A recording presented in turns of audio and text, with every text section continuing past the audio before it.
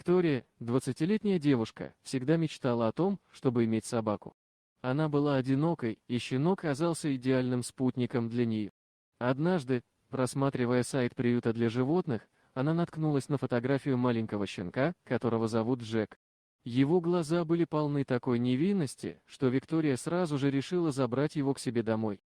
Когда Виктория привезла Джека домой, он привыкал к новому месту и оказался очень ласковым и преданным другом. Они проводили вместе много времени, гуляли в парке и играли во дворе.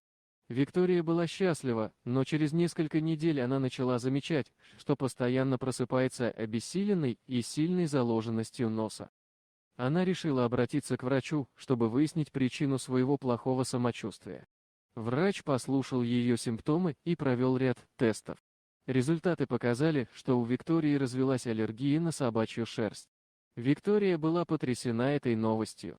Она не могла поверить, что именно ее маленький друг стал причиной ее недомогания. Врач назначил Виктории антигистаминные препараты, чтобы смягчить симптомы аллергии. Она начала принимать их регулярно, но это означало, что ей приходилось сдерживаться от прямого контакта с Джеком.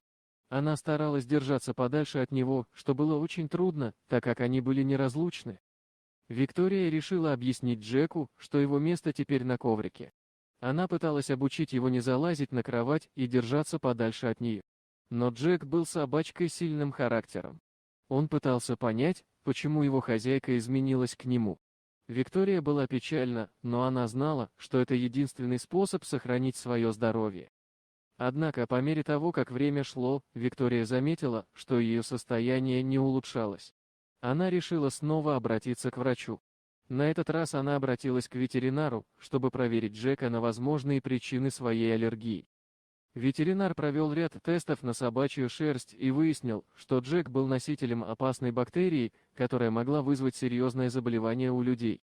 Это было потрясающей новостью для Виктории.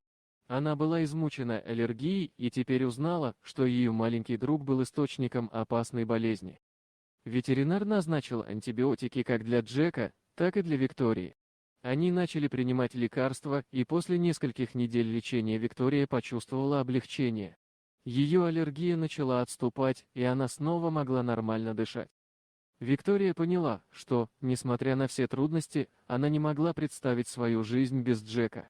Она любила его и была готова сделать все возможное, чтобы обеспечить ему здоровую и счастливую жизнь. Она стала более осторожной с его здоровьем и регулярно посещала ветеринара для проверок и прививок. Виктория и Джек стали настоящими союзниками в борьбе с аллергией и болезнью. Они нашли новые способы проведения времени вместе, чтобы минимизировать контакт с аллергенами. Виктория узнала, что любовь и забота о щенке стоят всех преград и трудностей, с которыми она столкнулась. Этот опыт сделал Викторию сильнее и более ответственной.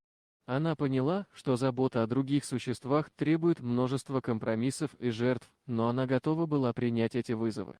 Их история стала историей выживания и взаимной любви, которая преодолевает все трудности. Виктория и Джек стали неразлучными друзьями, и ни аллергия, ни болезнь не смогли разлучить их.